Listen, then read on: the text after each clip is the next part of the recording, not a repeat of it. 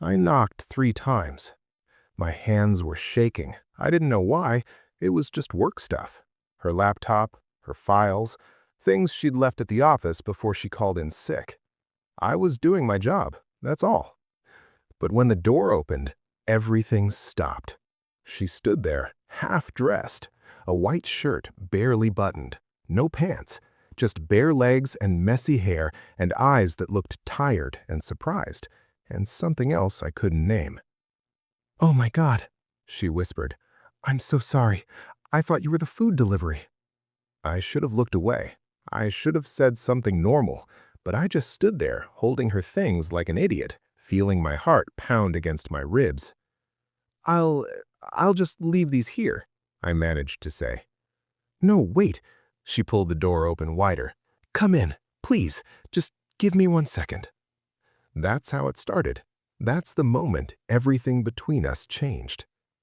Let me go back. My name is Daniel. I'm 28. I work in marketing for a mid-sized firm downtown. Nothing fancy. Decent pay, long hours, the kind of job where you lose yourself in deadlines and presentations, and coffee that tastes like regret. Her name is Olivia Chen. She's my boss, 33, sharp, brilliant, the kind of woman who walks into a room and everyone straightens their spine.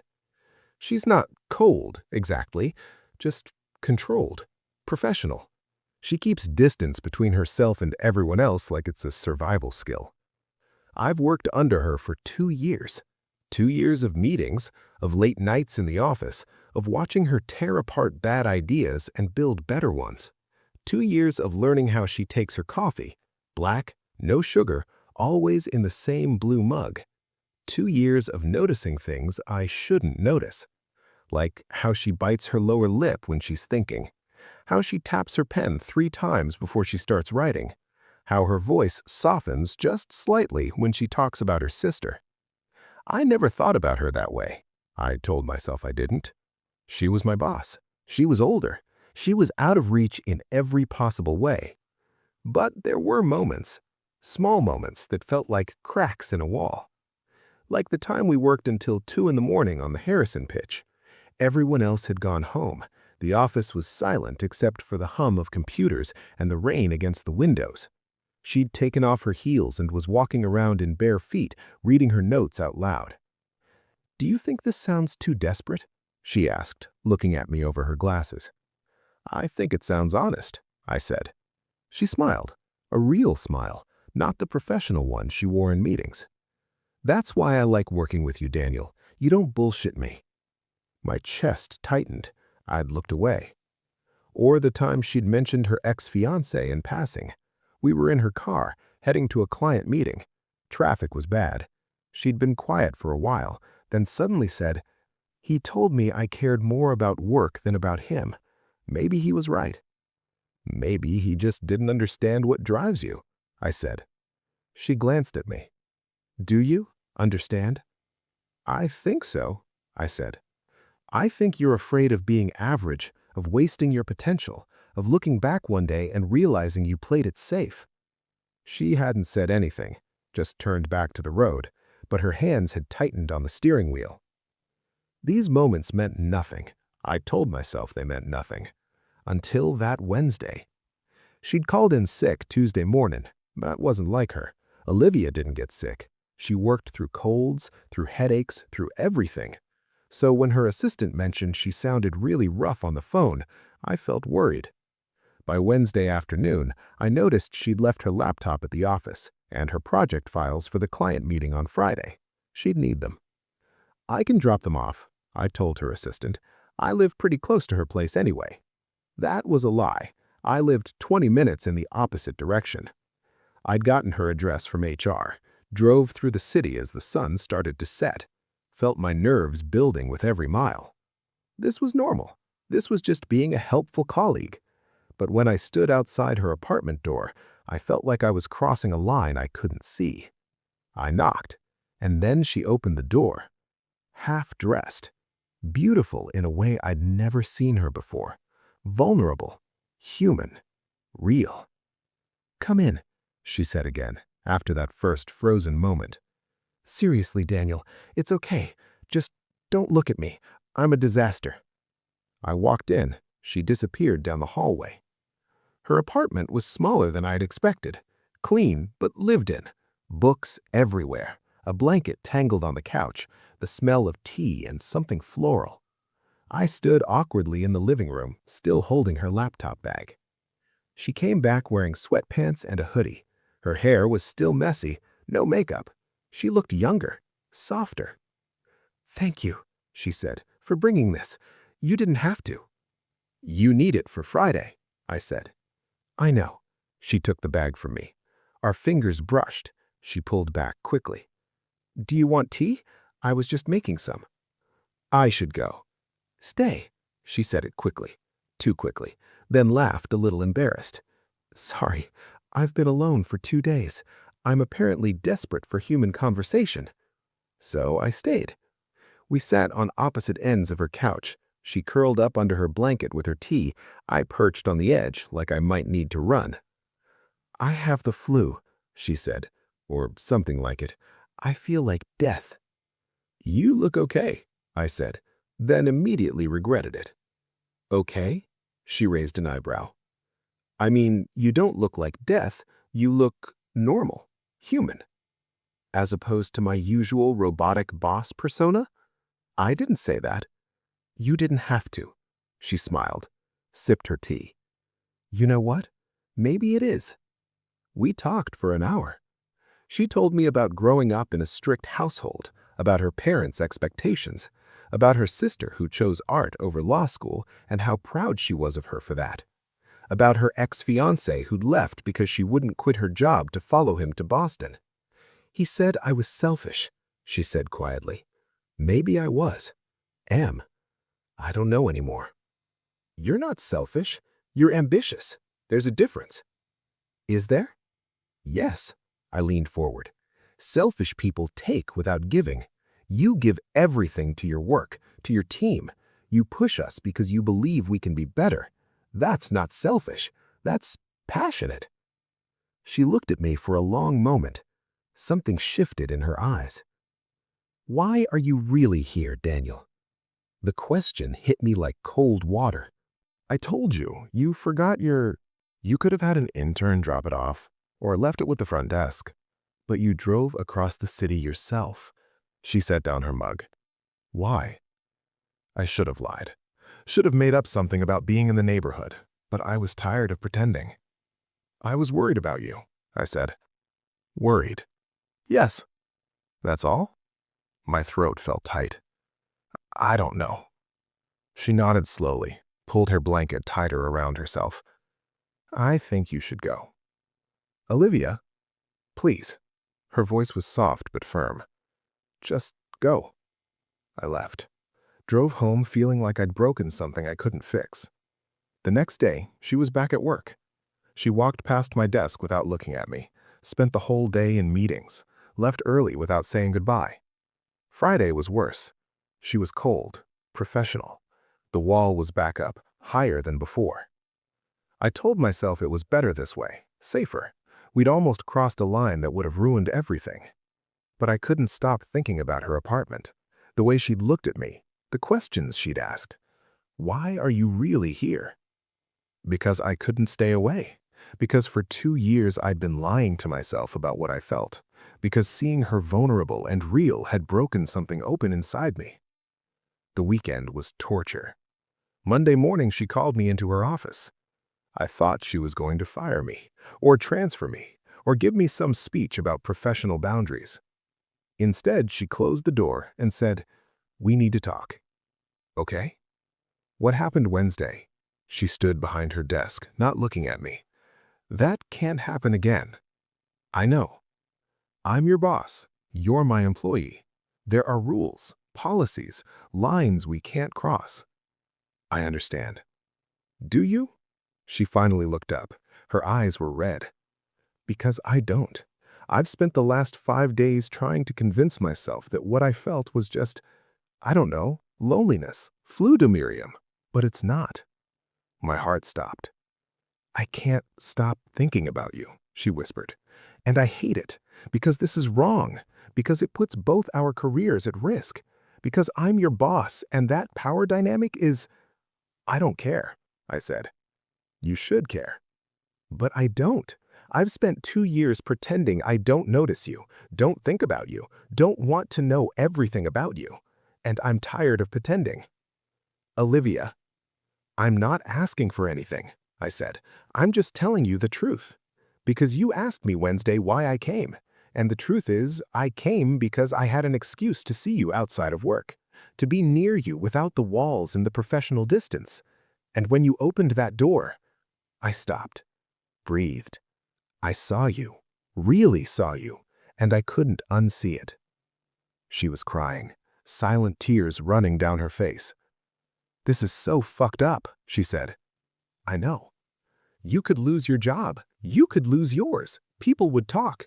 They'd say I manipulated you or abused my position or... Let them talk. You don't understand what you're saying.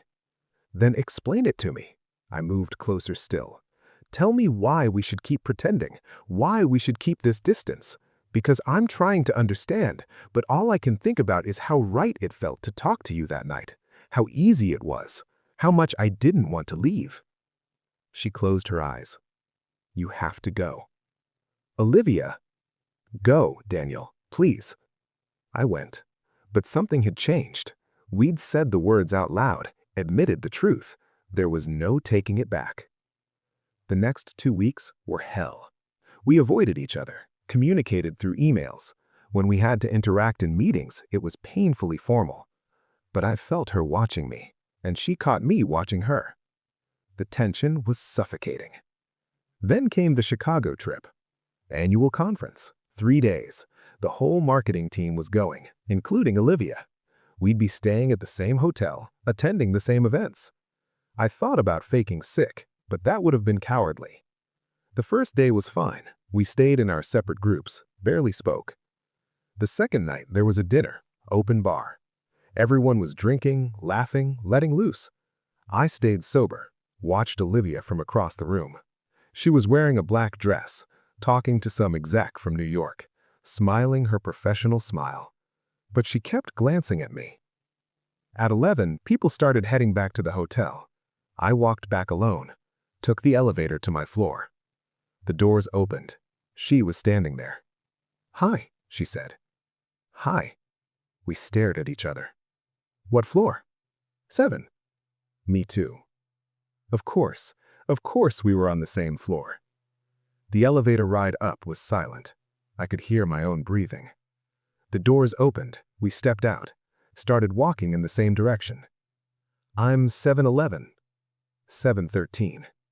She stopped outside her door, turned to me. This is impossible. I know. I can't stop thinking about you. It's affecting my work, my sleep, everything. Same. What do we do? How do we fix this? I don't think we can. Not unless one of us transfers or quits, or we just give in. Give in. Stop fighting it. See what happens. And risk everything? Yes. She unlocked her door, stood in the doorway. I'm going inside now. If you follow me, everything changes. Our jobs, our lives, everything we've built. I know.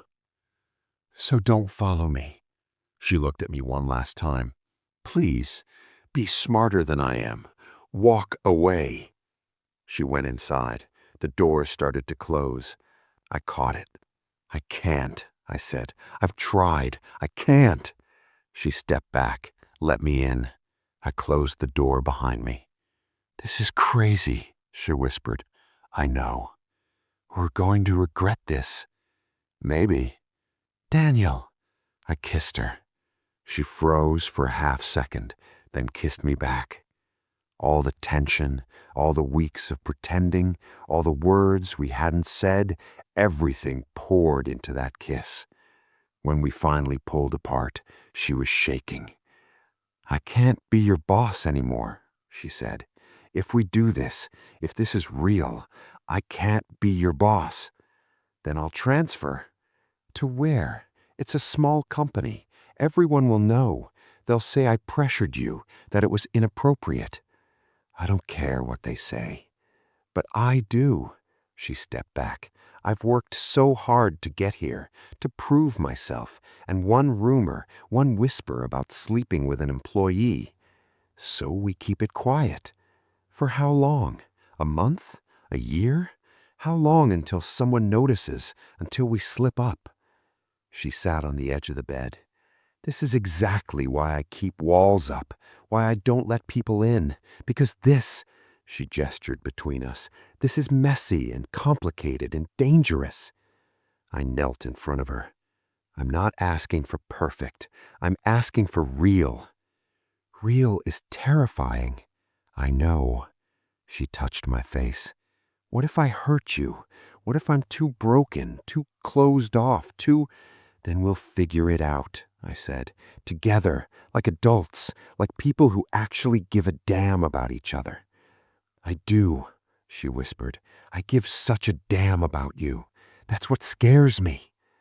We stayed there for a long time, her touching my face, me holding her hands, not moving, not deciding. Finally, she said, I'll talk to HR when we get back. I'll request you be moved to a different team, under a different manager. It'll raise questions, but it's the right thing to do. Are you sure? No, she smiled, but I'm doing it anyway, because you're right. I'm tired of playing it safe, of choosing work over life, over feeling something real. I kissed her again, slower this time, softer. That night we just held each other, talked until dawn, about our fears, our pasts, our hopes. It wasn't perfect, it wasn't a fairy tale, but it was real. When we got back, she kept her word, talked to HR, requested the transfer. There were meetings, questions, paperwork. People noticed, of course they noticed. There were whispers, rumors. Some people thought it was inappropriate. Others didn't care. My new manager was professional but distant, made it clear he didn't appreciate the drama. Olivia faced it all with her usual strength, but I saw how it wore on her, the judgment, the looks. Some days I wondered if we'd made a mistake, if the price was too high. But then she'd text me, something simple, coffee or thinking about you. And I'd remember why we'd risked it all. Because real is messy, real is complicated, real is worth it. We've been together for 6 months now. We don't work directly together anymore, but we're still at the same company, still navigate the complicated politics of an office romance. Some days are hard. There are still whispers, still people who think we crossed a line. But when I come home and she's there, curled up on the couch with her work, looking up at me with that smile, the real one, not the professional one, I know we made the right choice. She's still guarded sometimes, still puts up walls when she's scared. And I'm still learning how to love someone who's been hurt before, who doesn't trust easily. But we're trying, we're honest, we're real. That night, I knocked on her door, changed everything. Not because she was half-dressed, not because we crossed some professional boundary, but because we stopped pretending. We stopped hiding behind titles and rules and fear, and we chose each other. I don't know where this goes. Maybe we'll last, maybe we won't. But I'd rather have this, messy, complicated, real, than spend another year pretending I don't feel what I feel. She taught me that, to stop playing it safe, to risk something for real. I knocked on her door looking for an excuse to see her, and she opened it. Not just the door, but herself. That's all any of us really want, isn't it? Someone willing to open the door, to let us in, to risk the mess. I'm grateful she did. Every single day.